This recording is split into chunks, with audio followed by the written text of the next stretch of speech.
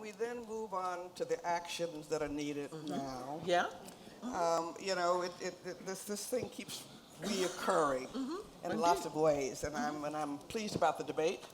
But we know the history of Jim Crow and lynchings, and we know the marvelous hopefulness that was brought by the civil rights movement. We now see, though, new iterations. There's an endless creativity in how do you re-enslave black folk and other folks of color and people who are poor. We've got something which I now call the cradle to prison pipeline.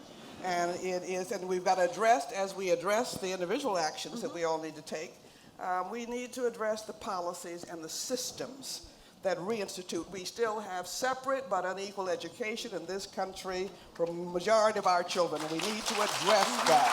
And illiteracy was a major problem. We know about poverty. We have children are the poorest group of Americans. It's a disgrace that we let our youngest be our poorest age group, and they are disproportionately poor, and that 80% almost of our black children cannot read at grade level in 4th and 8th grade and drop out of school at extraordinary numbers. What is a child going to do in this globalizing competitive world? They can't read or compute at the most basic levels. It's slavery. It's prison. We need to speak up, and we need to understand what is happening here.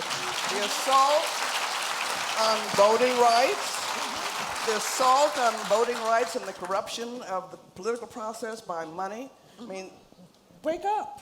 Wake up. I mean, these are things that are fundamentally saying we want our country back. I mean, there's a billboard in Tennessee, which I have, it's a Saturday and I'm off duty, right? My lawyers are so restrictive. But there's an honest billboard from somebody running for Congress in Tennessee that's on the highway, where somebody sent me saying, I am the candidate for white people. I love his honesty, because we need to understand that that's where we are now in our political debates, through lots of euphemisms and all the other. That's where we are. That's where we've been. That's where we've been, that's where we are, but that's where we've got to stop being. How do you respond to people who say, slavery was so yesterday, get over it, you people been free since 1865, what about my ancestors that came here for nothing? How do you respond to that? I respond to that by looking again at the data and looking at the reality. And the fact that we have to deal with issues of structural racism. That yes, we passed and we have seen the 13th Amendment and the 14th and the 15th, this great civil rights legislation, all critical and all important.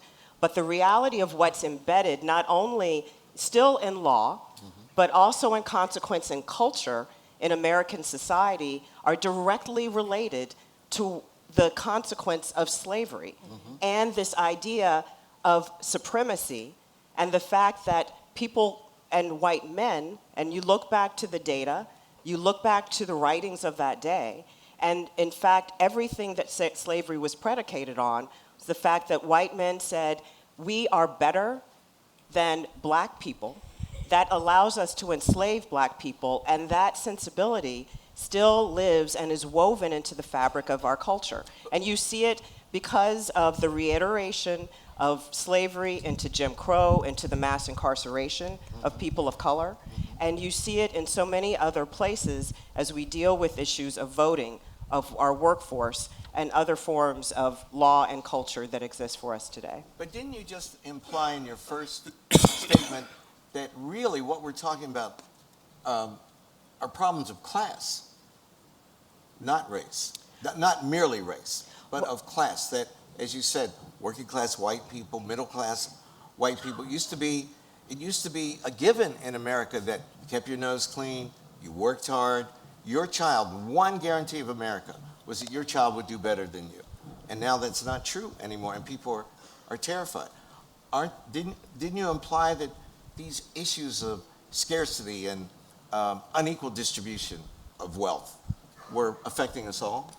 Well, they are affecting us all, but I think the root cause has different implications.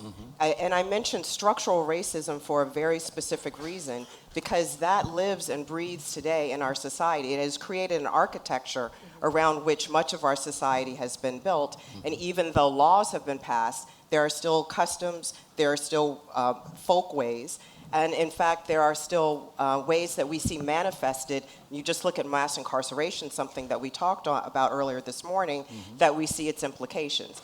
At the same time, and I think when you read Michelle Alexander's great book about mass incarceration, we see this. The New Jim Crow. The New Jim Crow, that she talks about ways in which poor whites and poor blacks over the course of history have had aligned issues, but race has been used as the wedge to divide and to Right. keep them apart and from advocating together for a way forward. So yes, there are issues of class, but race cannot be ignored. Again, it is part of the founding, part of the DNA, and we still live with its ramifications. Great, thank you.